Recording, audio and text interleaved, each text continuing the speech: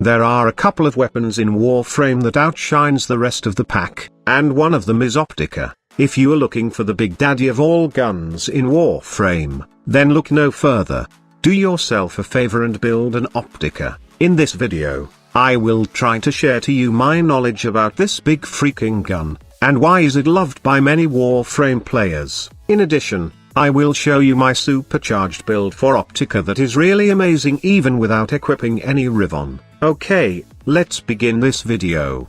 Before I start showing some builds, let's first discuss the strong points and weakness of this gun. So, what makes the Opticor so special? Of all rifles, Opticor has the highest base damage, which mainly consists of puncture perfect against armored units. Also, it has a really good critical chance, critical multiplier and status chance. In addition, the laser beam has an effective range of 300 meters, which basically means that you can hit a target even if they are far away. Its shot has a stagger effect that can stagger enemies regardless on what charge level you are in. It also has 1 meter innate punch through, and it has an explosion which triggers when its laser comes contact with an enemy's.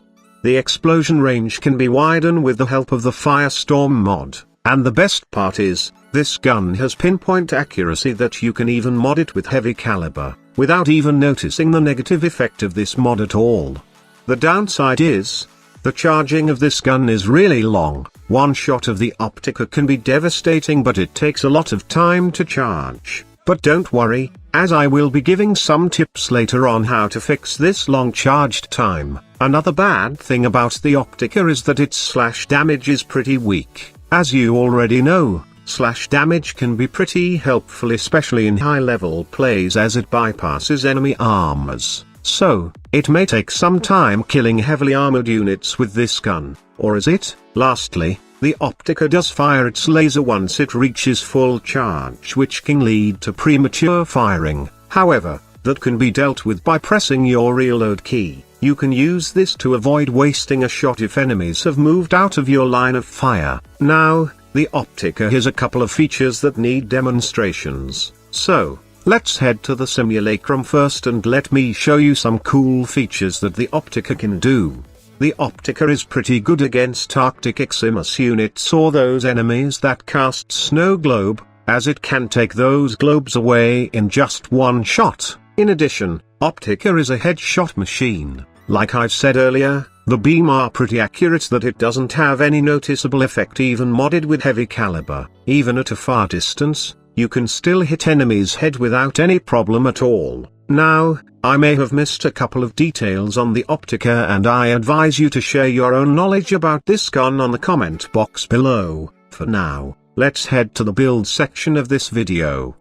After a couple of formers and testing, this is the best build I have for my Opticor at the moment. The 290% elemental mods are replaceable, and you can replace it with any 90% mods depending on the enemies or situation. If you want to take the Opticor for some Eidolon hunting, then just replace Infected Clip with Hellfire to get that radiation damage suitable for taking down Eidolons. When it comes to facing Corpus enemies, replace Stormbringer with Infected Clip to get the gas elemental damage. Now, there's also one build variation that I love using for the Opticor. It's not for all, but I also love using Hunter munitions on this build in place of the Vile Acceleration mod. Yes, I know, that would really lower the fire rate of the Opticor, and it would be a situational weapon, as only frames like Harrow can use this now because he's one of those frame that can buff its fire rate. But don't fret, as there's a way to make this build versatile,